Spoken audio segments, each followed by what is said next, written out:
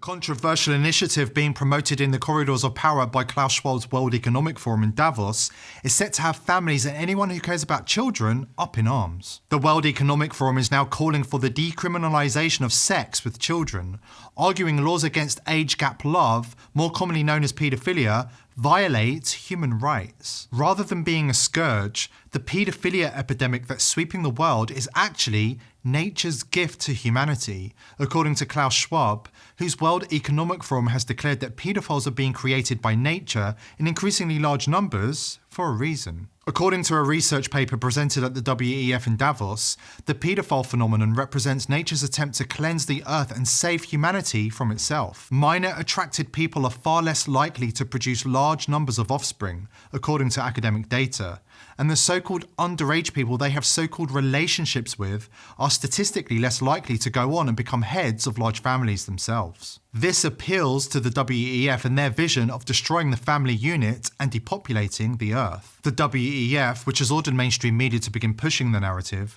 wants to introduce an international policy that will require the majority of countries to decriminalize, or at the very least relax their laws against paedophilia. The New York Times, always at the forefront of the globalist agenda, ran an op-ed arguing that paedophilia is not a crime. According to the Times, civil rights protections must be extended to paedophiles. Without legal protection, a paedophile cannot risk seeking treatment or disclose his status to anybody for support. Not to be outdone, CNN countered with an article proclaiming that paedophiles are not monsters or social deviants living in the shadows.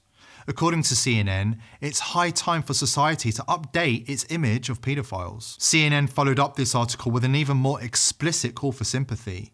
Rather than considering child molesters the lowest of the low, we should reach out to them and seek to understand them, because according to CNN, one cannot choose to be a paedophile. The psychologist Jesse Bering, author of Perv, The Sexual Deviant and All of Us, also urges the reader to sympathize with child molesters, writing that people with paedophilia aren't living their lives in the closet, they're externally hunkered down in a panic room. Salon also got in on the act, urging us to meet paedophiles who mean well. And the BBC, which famously spent decades covering up for Britain's most notorious paedophile, Jimmy Savile, also wants us to think positively about the new generation of paedophiles. Make no mistake, a coordinated attempt is underway to present paedophilia as harmless.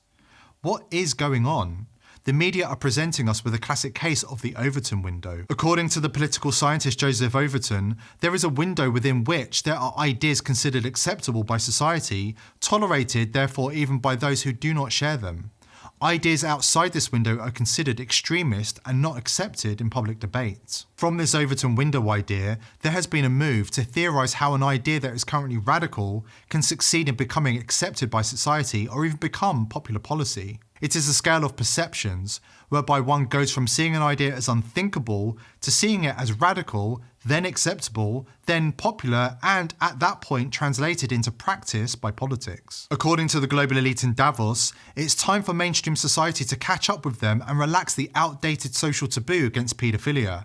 And what better way to change society's morals than by brainwashing the children? Just this week, Klaus Schwab was caught bragging about how the World Economic Forum has completely infiltrated education systems in many countries.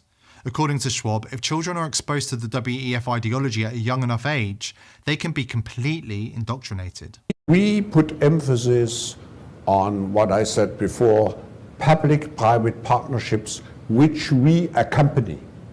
So when we define a project like our global educational initiative, I just describe it in a second, we have under the leadership of Cisco and many other companies, practically all the big names, we try to revolutionize the educational system of Jordan, Egypt, and now Burundi,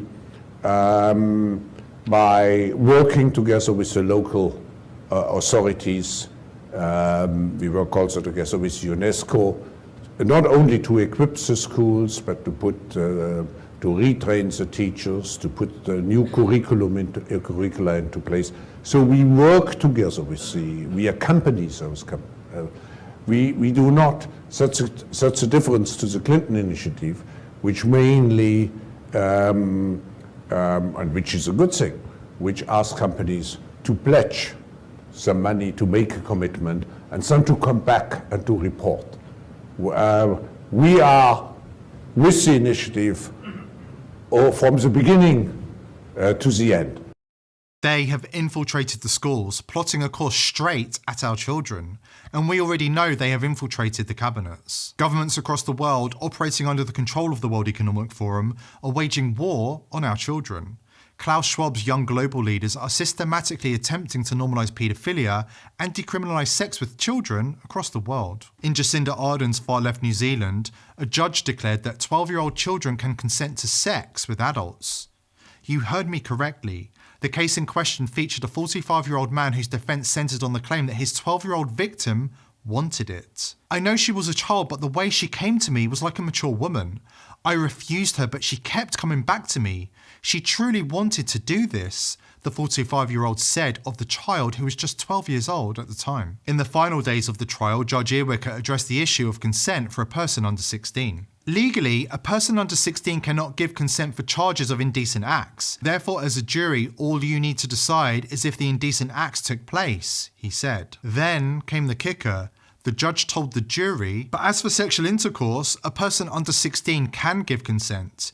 You need to consider whether or not the consent was given based on the evidence you have. Welcome to Klaus Schwab's New Zealand. But wait until you hear what's happening in France. Emmanuel Macron was re-elected as president last year in an election widely regarded as suspect.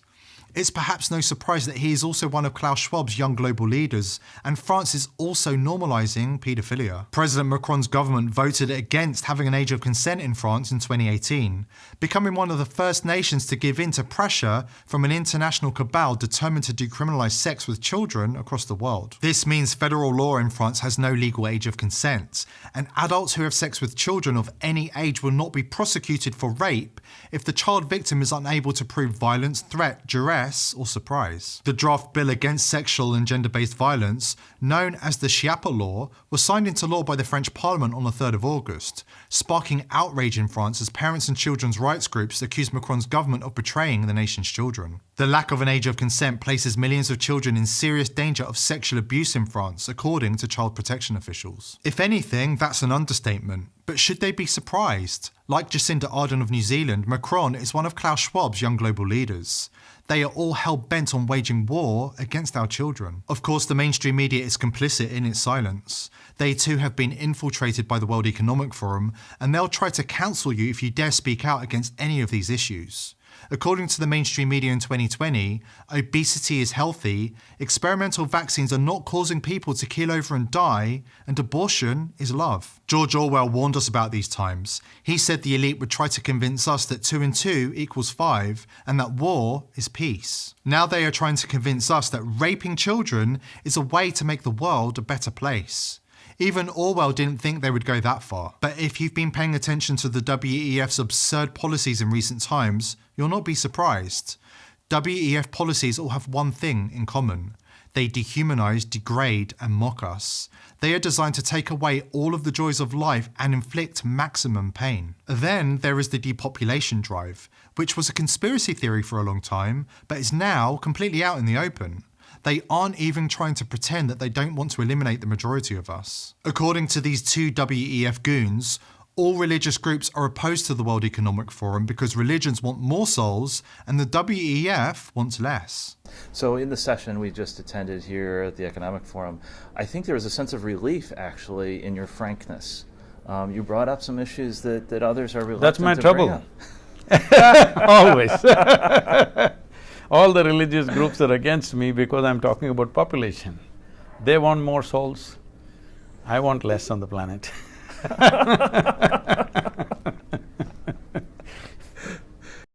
At what point do we stop and say enough? How many times does the World Economic Forum have to declare their sinister intentions before the world stops and listens? Klaus Schwab's right-hand man, Yuval Noah Harari, who has a history of saying the quiet part out loud, has declared that God is dead and Jesus is fake news. I mean, all this story about Jesus rising from the dead and being the Son of God, this is fake news. Humans are now hackable animals. You know, the whole idea that humans have, you know, they have this soul or spirit and they have free will and nobody knows what's happening inside me. So whatever I choose, whether in the election or whether in the supermarket, this is my free will, that's over.